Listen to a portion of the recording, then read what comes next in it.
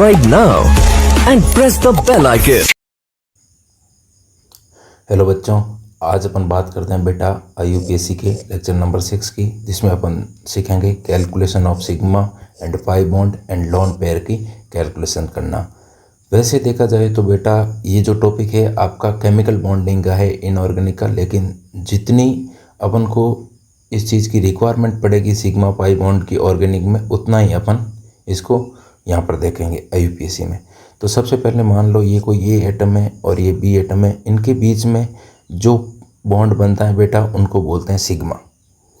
और इस बॉन्ड में जो बनता है इसमें 2 इलेक्ट्रॉन होते हैं। मान लो ये ए और बी एटम है तो इनमें एक इलेक्ट्रॉन तो ए एटम का होगा और एक ही बी का होगा। इतना क्लियर हुआ? यानी कि कोई भी 2 एटम के बीच में पहला बॉन्ड सिग्मा बनता है और इस बॉन्ड में 2 इलेक्ट्रॉन होते हैं। एक इलेक्ट्रॉन होता है ए एटम का और एक होता है बी एटम का।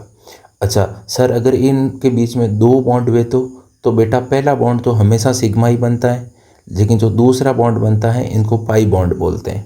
आई बात समझ में? और पाई में भी आपके 2 ही इलेक्ट्रॉन होते हैं।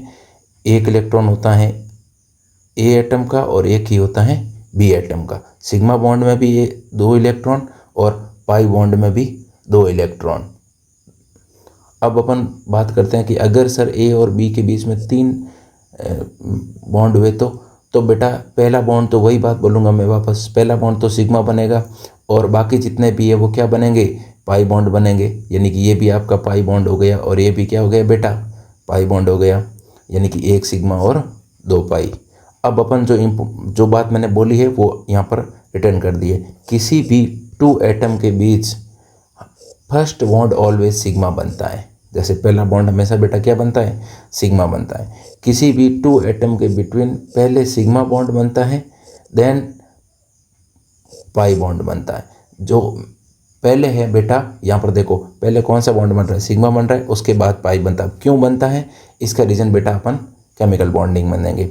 स्ट्रेंथ देखा जाए तो बेटा सिग्मा बॉन्ड की स्ट्रेंथ है वो ज़्यादा होती है पाई बॉन्ड से। यानी कि सिग्मा बॉन्ड है वो पाई बॉन्ड से मजबूत होता है। क्यों होता है? इसका ओवरलैपिंग रीजन होता है, जो अपन बात करेंगे केमिकल बॉन्डिंग में।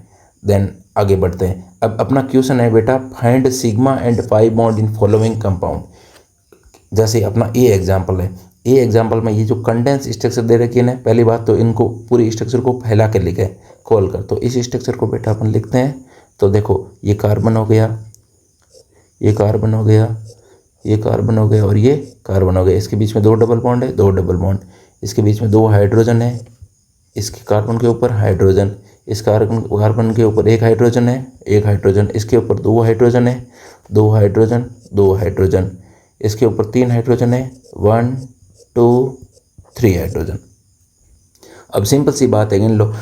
पाई बॉन्ड होंगे वो तो बेटा नजर ही आएंगे, क्योंकि पाई बॉन्ड हमेशा डबल बॉन्ड और ट्रिपल बॉन्ड में ही बनते हैं। तो पाई बॉन्ड आपका कितना हो गया बेटा? ये 1 है तो पाई बॉन्ड 1 हो गया। सिंपल सी बात है।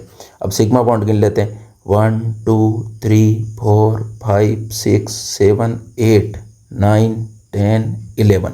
सिग्मा बॉन्ड कितने हो गए बेटा? 11। Very simple.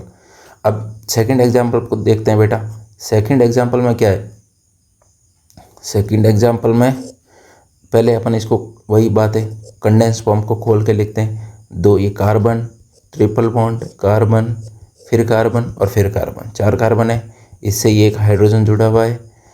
इस कार्बन से 3 हाइड्रोजन जुड़े हुए हैं, ये 3 हाइड्रोजन। इससे 2 हाइड्रोजन जुड़े हुए हैं, ये 2 हाइड्रोजन। सबसे पहले आप पाई बॉन्ड देख लो।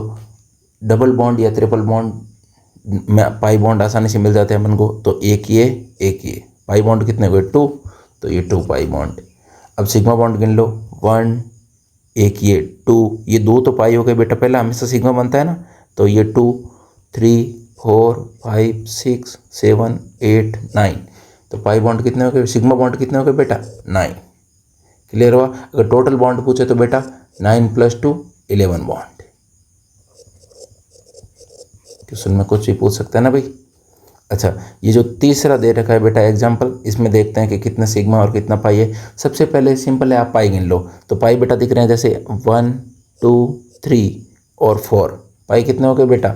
4 पाई बॉन्ड हो गए। अब सिग्मा गिन लो आराम से।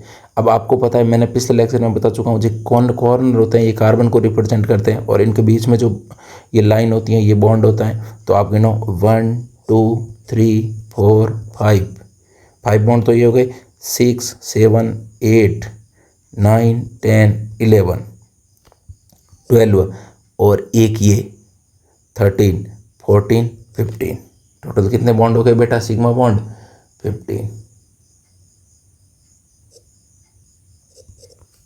क्लियर हुआ आप लोगों को? अच्छा, सिग्मा बॉन्ड 15 हो गए और पाई बॉन्ड कितने हो गए? 4। तो टोटल बॉन्ड कितने हो गए बेटा? 19 बॉन्ड हो गए टोटल। अच्छा, अब देखो अगले स्ट्रक्चर 4th नंबर का अपन एग्जाम्पल देखते हैं। जैसे ये बेटा किसकी बना रखी, मैंने आपको बताया था कि दो बेंजीन रिंग जब जुड़ी हुई तो इसको बोलते हैं नेप्थलीन। तो आपको स्ट्रक्चर भी दे सकते हैं एग्जाम के अंदर और ये भी पूछ सकते हैं कि नेप्थलीन के अंदर कितने सिग्मा और कितने पाई बॉन्ड है या कितना टोटल बॉन्ड है। तो सबसे पहले तो आपको नेप्थलीन का स्ट्रक्चर पता होना चाहिए। तो नेप्थलीन में बेटा देखो इसको बोलते हैं नेप्थलीन। अब इसको पहले आपको खोल कर रिटर्न करना आना चाहिए। तो इसको बेटा खोलते हैं तो ये ऐसा, इसका मतलब ये गोला दिखा रखा ना, इसका मतलब होता है अल्टरनेटिव पाई बॉन्ड। जैसे 1 2 3 1 2 3, यानी कि ये रेजोनेंस की स्ट्रक्चर होती हैं जो अपन आगे बात करेंगे जीओसी में। अब इनका भी बेटा एकदम स्ट्रक्चर को फैला कर लिखते हैं तो कार्बन की 4 वैलेंसी पूरी करते हैं। जैसे ये कार्बन है तो एक तो इसका ये बॉन्ड हो गया, इधर एक, इधर और एक पाई बॉन्ड, 3 वैलेंसी पूरी हो गई। अब एक वैलेंसी पूरी किससे करेंगे बेटा? हाइड्रोजन से करेंगे ना। तो ये 4 बॉन्ड बना देगा। तो सबसे पहले अपन पाई बॉन्ड गिनते हैं इसके अंदर 1 2 3 4 5। तो पाई बॉन्ड कितने हो गए बेटा? 5 पाई बॉन्ड। अब सिग्मा बॉन्ड गिन लेते हैं 1 2 3 4 5 6 7। 7 के बाद 8 9 10 11 12 13, उसके बाद 40 15 16 17 18 और बेटा एक मिनट अपन वापस गिन लेते हैं। जैसे इसको पहले तो बेटा आप जैसे इस कंडेंस स्ट्रक्चर को ऐसे खोल के लिखो तो ये ऐसे बन जाएगी बेटा। अब देखो इसमें ये अंदर जो ये रिंग दे रखी है इसका मतलब क्या है बेटा? Alternate pi bond. अब जो इसका वैलेंसी है कार्बन की 4 पूरी कर दो, जहाँ 4 पूरी नहीं हो रही है वहाँ हाइड्रोजन अटैच कर दो। यहाँ भी हाइड्रोजन, यहाँ भी हाइड्रोजन, यहाँ भी हाइड्रोजन, यहाँ भी हाइड्रोजन, यहाँ भी हाइड्रोजन और यहाँ भी हाइड्रोजन। अब देखो मैं मार्कर चेंज कर लेता हूँ, ये देखो। अब अपन सबसे पहले क्या गिन लेते हैं बेटा? पाई बॉन्ड गिन लेते हैं। तो पाई बॉन्ड कितना हो गया? 1 2 3 4 5। तो पाई बॉन्ड अपना 5 आ गया। अब सिग्मा बॉन्ड गिन लेते हैं। सिग्मा बॉन्ड में देखो बेटा 1 2 3 4 5 6 7 8, उसके बाद 9 10 11 12 13 14 15 16 17 18 19।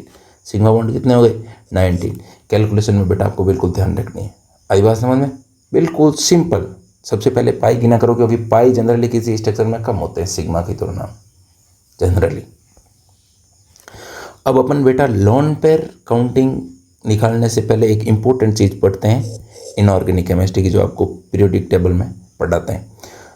तो लोन पेयर निकालेंगे कैसे? इससे पहले बेटा आपको वैलेंस इलेक्ट्रॉन यानी कि संयोजी इलेक्ट्रॉन का पता तो होना चाहिए ना, कौन से ग्रुप में कितने होते हैं। तो एक बात आपको याद रखनी है बेटा, चाहे आपका एक बॉन्ड में पाई बॉन्ड हो चाहे सिग्मा बॉन्ड हो, उसके अंदर होते हैं 2 इलेक्ट्रॉन। और लोन पेयर में भी कितने होते हैं बेटा? 2 इलेक्ट्रॉन। यानी कि एक पाई बॉन्ड में भी 2 इलेक्ट्रॉन, एक सिग्मा बॉन्ड में भी 2 इलेक्ट्रॉन और एक लोन पेयर में भी 2 इलेक्ट्रॉन।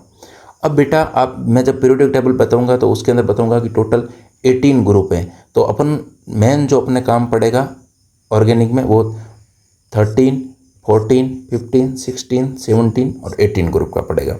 तो आप देखो अब इसमें एक मिनट मार्कर चेंज कर लेता हूँ। जो 13 ग्रुप है बेटा वो है बोरॉन फैमिली वाला, और बोरोन फैमिली वाले ग्रुप में अपन को वैलेंस इलेक्ट्रॉन कैसे निकालते हैं? वैलेंस इलेक्ट्रॉन मतलब जो बॉन्ड बनाने में पार्टिसिपेट करते हैं। जैसे बोरोन वाला बेटा जो आपका ग्रुप है, तो इसमें अपन निकालने के लिए सिंपल है, ग्रुप नंबर कितना है 13, उसमें से 10 माइनस कर दो तो वैलेंस इलेक्ट्रॉन कितना आ गई 3। जैसे 14 है तो ग्रुप नंबर कितना 14 है, उसमें से 10 माइनस कर दो, वैलेंट इलेक्ट्रॉन कितना आ गई 4। जैसे 15 नाइट्रोजन वाला फैमिली है तो इसमें ग्रुप नंबर कितना है 15, उसमें से 10 माइनस कर दो तो वैलेंस इलेक्ट्रॉन कितना आ गई 5। जैसे 16 ऑक्सीजन वाला ग्रुप है तो उसमें से 16 में से आप है वो 10 माइनस कर दो तो कितना आ गया बेटा वैलेंस इलेक्ट्रॉन 6। जैसे 17 फ्लोरीन वाला ग्रुप है तो इसमें आप 17 में से 10 माइनस कर दो तो वैलेंस इलेक्ट्रॉन कितना आ गए बेटा 7। जैसे नियॉन वाला ग्रुप है तो इसमें 18 में से 10 माइनस कर दो तो वैलेंस इलेक्ट्रॉन कितना आ गया बेटा 8। क्लियर हो आप लोगों को? अब आपको याद रखनी है लोन पेयर किसको बोलते हैं? लोन पेयर होता है बेटा नो बॉन्डेड इलेक्ट्रॉन पेयर, यानी कि इलेक्ट्रॉन जो बॉन्ड बनाने में पार्टिसिपेट नहीं करते हैं उनको बोलते हैं लोन पेयर। आई बात समझ में? अच्छा, अब अपन एक इंपॉर्टेंट बात लिख देते हैं यहाँ पर, 2 इलेक्ट्रॉन इन 1 बॉन्ड। एक इलेक्ट्रॉन मैं आपको पहले भी बता चुका हूँ, चाहे आपका सिग्मा बॉन्ड हो चाहे आपका पाई बॉन्ड हो, सिग्मा बॉन्ड में भी 2 इलेक्ट्रॉन, पाई बॉन्ड में भी 2 इलेक्ट्रॉन और लोन पेयर में भी 2 इलेक्ट्रॉन, यानी कि ये आगे बात आपको समझ में? अच्छा, अब देखो अपन करते हैं find out number of lone pair in given structure, यानी पहला एग्जांपल में अपन लोन पेयर फाइंड आउट करते हैं कि कितने लोन पेयर है। अब देखो बेटा, आप ये स्ट्रक्चर दे रखी है अपन को, अब ये जो कार्बन है इनको छोड़ ऑक्सीजन में कितने लोन पेयर हैं अपन फाइंड आउट करते हैं। जैसे बेटा ये ऑक्सीजन है, अब अभी अपन बिल्कुल सिंपल लोन पेयर काउंट कर रहे हैं। आई बात समझ में? बेसिक से एकदम। जैसे ऑक्सीजन है तो ऑक्सीजन में बेटा ये जो बीच में एक बॉन्ड बना हुआ है, इस बॉन्ड में एक, मैं बोला कि एक बॉन्ड में आपके इलेक्ट्रॉन कितने होते हैं 2, तो एक इलेक्ट्रॉन तो इस कार्बन के एटम का होगा और एक इस ऑक्सीजन एटम का होगा। वैसे ही ये बॉन्ड बना हुआ है तो इस बॉन्ड में भी एक इलेक्ट्रॉन तो आपके ऑक्सीजन एटम का होगा और एक इसका होगा कार्बन एटम का होगा, यानी कि ऑक्सीजन ने 2 इलेक्ट्रॉन, ये जो ब्लैक मैंने दिखा रखा है ये तो किस में पार्टिसिपेट कर लिए बेटा बॉन्ड बनाने में। अब ऑक्सीजन में टोटल वैलेंस इलेक्ट्रॉन होते कितने हैं? ये रहा आपका ऑक्सीजन, देखो बेटा ऑक्सीजन में टोटल वैलेंस इलेक्ट्रॉन कितने हैं 6 है ना। 6 में से 2 तो इसमें ये ब्लैक वाले इसमें बॉन्ड बनाने में पार्टिसिपेट कर लिए, तो पीछे कितने बने 4, तो 4 अपन ने ऐसे 1 2 3 4, ये बेटा 4 क्या हो गए 4 इलेक्ट्रॉन ऐसे लोन पेयर बनाने में भाग लेते हैं। अब मैंने आपको बता दिया कि 2 इलेक्ट्रॉन मिलके एक लोन पेयर बनाते हैं, तो लोन पेयर टोटल कितने हो गए बेटा ये 1 और ये 2, तो लोन पेयर हो गए 2। ऑक्सीजन के लोन पेयर 2 हो गए। आई बात समझ में? ये हो गए ऑक्सीजन के। अब नाइट्रोजन का देखते हैं। नाइट्रोजन में बेटा टोटल वैलेंस इलेक्ट्रॉन कितने होते हैं? मैंने आपको बताया 5 होते हैं अभी। तो आप देखो नाइट्रोजन में 5 इलेक्ट्रॉन होते हैं, तो एक इलेक्ट्रॉन तो ये बॉन्ड बनाने में चला गया, एक ये चलाने में चला गया और एक इलेक्ट्रॉन इस बॉन्ड में चला गया। 3 इलेक्ट्रॉन तो बॉन्ड बनाने में चले गए, तो पीछे इलेक्ट्रॉन कितने बचे 2। अब 2 इलेक्ट्रॉन को क्या मैं लोन पेयर बोल सकता हूँ? बिल्कुल, तो ये आपका एक लोन पेयर होगा। नाइट्रोजन की तरफ से बेटा लोन पेयर कितना हो गया 1, तो +1, टोटल लोन पेयर कितने हो गए बेटा 3। आई बात समझ में आपको? बिल्कुल सिंपल प्रोसेस है। जैसे ये स्ट्रक्चर है, इसमें बेटा देखो इसमें ऑक्सीजन में वैलेंस इलेक्ट्रॉन कितने होते हैं मैंने आपको बताया है। ऑक्सीजन के अंदर देखो बेटा, वापस आप इसमें आओ, ये ऑक्सीजन है, इसके अंदर वैलेंस इलेक्ट्रॉन कितने हैं 6 है ना। तो ऑक्सीजन के अंदर 6 वैलेंस इलेक्ट्रॉन में ये 1 और 2, 2 तो बॉन्ड बनाने में पार्टिसिपेट कर लिए। अब 2 बॉन्ड बनाने में पार्टिसिपेट कर लिए तो पीछे कितने बचे 6 - 2 = 4, 4 इलेक्ट्रॉन बचे, यानी कि लोन पेयर कितने बचे 2, क्योंकि एक लोन पेयर में 2 इलेक्ट्रॉन होते हैं, तो 1 और 2 लोन पेयर इधर हो गए। अब नीचे भी ऑक्सीजन दे रखा है बिल्कुल, तो इसमें देखो 1 और 2 इलेक्ट्रॉन तो बॉन्ड बनाने में चले गए। और अब ऑक्सीजन के अंदर टोटल वैलेंस इलेक्ट्रॉन कितने होते हैं 6 होते हैं, 6 में से 2 चले गए, तो पीछे कितने बचे 4 इलेक्ट्रॉन बचे, यानी कि लोन पेयर कितने बचे 2, क्योंकि 1 लोन पेयर में इलेक्ट्रॉन कितने होते हैं बेटा 2। ऐसा 4 ये बचे, तो इसका मतलब लोन पेयर कितने बचे 2, तो ये 1 2 3 4, इस स्ट्रक्चर में टोटल लोन पेयर कितने बेटा 4। क्लियर हो आप लोगों को? बिल्कुल, बस इतना ही बात आपको ध्यान रखनी है। अगर आपको कोई चीज़ समझ में नहीं आई तो वीडियो को एक बार और देखें, ताकि आपको क्लियर हो जाएगी। फिर भी कोई समझ में नहीं आ रही तो कमेंट सेक्शन में आप कमेंट कर सकते हैं। Thank you, all the best, पढ़ाई करते रहें।